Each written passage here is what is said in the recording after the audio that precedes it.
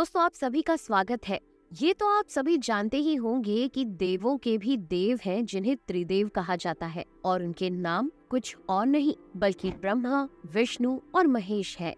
ये तीनों ही लाखों करोड़ों यूनिवर्सेस को बनाने वाले भी हैं। पर क्या कभी आपके मन में ये ख्याल आया है कि आखिर इन तीनों देवताओं में से कौन सबसे ज्यादा शक्तिशाली है? और अगर ऐसा कोई सवाल आपके मन में आया हो तो आज का ये वीडियो केवल और केवल आपके लिए ही बनाया गया है, क्योंकि आज के इस वीडियो में हम इसी बारे में चर्चा करने वाले हैं कि आखिर इन तीनों देवताओं में से कौन सबसे अधिक शक्तिशाली है। और इसके बारे में आज हमारे बीच 3 कहानियां मौजूद हैं और उन तीनों के आधार पर आज हम आपको बताएंगे कि आखिर सबसे शक्तिशाली त्रिदेव कौन है। तो चलिए वीडियो शुरू करते हैं।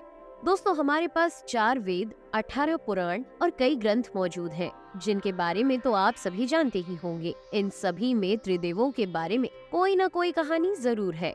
पर जैसा कि मैं आपको पहले भी बता चुकी हूँ कि अगर इस बारे में बात की जाए कि त्रिदेवों में कौन सबसे अधिक शक्तिशाली है, तो इसके बारे में केवल 3 कहानियाँ सबसे ज्यादा प्रचलित है, जिसमें से एक शिव पुराण में बताई गई है, एक भागवत गीता में और एक सप्त ऋषियों के द्वारा बताई गई है।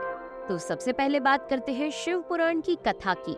दोस्तों, शिव पुराण के अनुसार एक बार की बात है जब भगवान विष्णु और भगवान ब्रह्मा के बीच इस बात को लेकर विवाद हुआ था कि उन दोनों में से सबसे बड़ा कौन है। इसके बारे में ब्रह्मा जी बोले कि मैंने इस संसार की रचना की है तो मैं ही सबसे बड़ा हूँ। तो वहीं भगवान विष्णु ने इस बात का जवाब देते हुए कहा कि तुम मेरी नाभि के तेज से उत्पन्न हुए हो, इसलिए मैं बड़ा हूँ। ऐसा काफी देर तक चलता रहा और विवाद इतना बढ़ गया कि स्थिति युद्ध तक आ गई। तब भगवान शिव एक जलते हुए स्तंभ यानी खम्बे के रूप में उन दोनों के बीच प्रकट हुए और एक आवाज आई कि जो भी इस खम्बे का छोर यानी कि अंत ढूंढ लेगा, उसे इस संसार में सबसे शक्तिशाली, सबसे ज्ञानी और सबसे बड़ा माना जाएगा।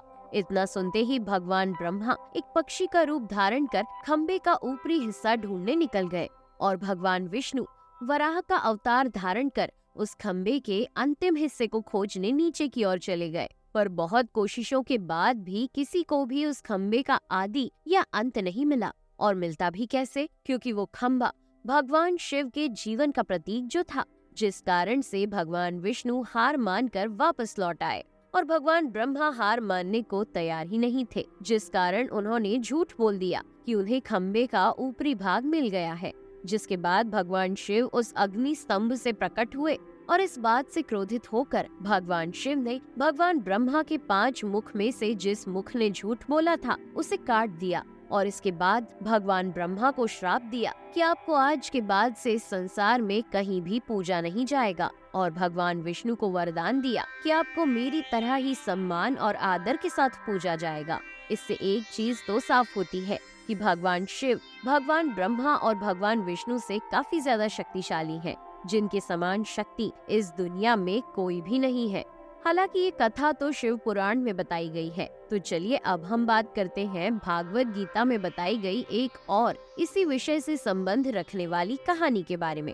पर इस कथा को जानने से पहले आप सप्त ऋषियों के बारे में जान लें। आप में से ज्यादातर लोगों को तो इस बारे में पता होगा, पर जिन्हें नहीं पता उन्हें बता दे कि भगवान शिव ने जिन 7 शिष्यों को शिक्षा का ज्ञान दिया था, उन्हें सप्त ऋषियों के नाम से जाना जाता है। और इसकी कहानी कुछ इस प्रकार है कि जब एक बार सप्त ऋषियों के बीच ये बात चल रही थी कि त्रिदेवों में कौन सबसे ज्यादा शक्तिशाली, बुद्धिमान या कहे श्रेष्ठ है, तो उन्होंने भगवान ब्रह्मा, विष्णु और महेश की परीक्षा लेने की ठानी। इसके बाद बात आई कि आखिर सप्त ऋषियों में से कौन त्रिदेवों की परीक्षा लेने जाएगा। तब भृगु ऋषि सबसे आगे थे और भृगु ऋषि को इसके लिए चुना गया। सबसे पहले भृगु ऋषि भगवान ब्रह्मा के पास उनकी परीक्षा लेने पहुँचे। परीक्षा के रूप में उन्होंने भगवान ब्रह्मा का बहुत ज्यादा अपमान किया और भगवान ब्रह्मा क्रोधित हो गए, जिससे एक बात साफ हो गई कि भगवान ब्रह्मा सबसे श्रेष्ठ नहीं थे और भृगु ऋषि वहाँ से उनका अपमान करने के बाद चले गए। आपको बता दें कि इसके बाद भृगु ऋषि भगवान शिव के पास गए और उनका मन भर कर अपमान किया, लेकिन शिव जी ने उन्हें माफ कर दिया, जिसे देख भृगु ऋषि बहुत खुश हुए और वहाँ से चले गए। पर अब भी भगवान विष्णु की परीक्षा बाकी थी और भगवान विष्णु की परीक्षा लेने के लिए जब भृगु ऋषि भगवान विष्णु के पास पहुँचे तो वहाँ भगवान विष्णु अपने शेष नाग पर आराम कर रहे थे। ऐसा देख भृगु ऋषि को लगा कि इनका अपमान कैसे किया जाए, लेकिन अंत में भृगु ऋषि ने भगवान विष्णु का अपमान करने के लिए उनकी छाती पर लात मारी, जिससे भृगु ऋषि को लगा कि शायद भगवान विष्णु को उनकी इस हरकत पर गुस्सा आएगा, लेकिन ऐसा कुछ भी नहीं हुआ और भगवान विष्णु ने बिल्कुल भी गुस्सा ना करते हुए तुरंत भृगु ऋषि का पैर पकड़ लिया और उनसे कहने लगे कि महाराज, कहीं आपके पैर में कोई चोट तो नहीं आई, क्योंकि मेरी छाती काफी कठोर है जिससे आपके पैर में चोट आ सकती थी। उनकी इसी हरकत के बाद भृगु ऋषि ने भगवान विष्णु से माफी मांगी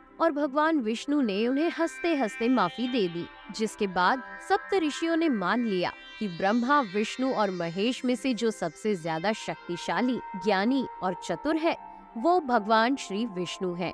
इस कहानी से ये बात साबित होती है कि भगवान विष्णु सबसे ज्यादा महान है। अब शिव पुराण और भागवत गीता के बाद बारी है सप्त ऋषियों के द्वारा बताई गई एक ऋषि कथा की, जिसकी कहानी थोड़ी ज्यादा अजीब और डरावनी है।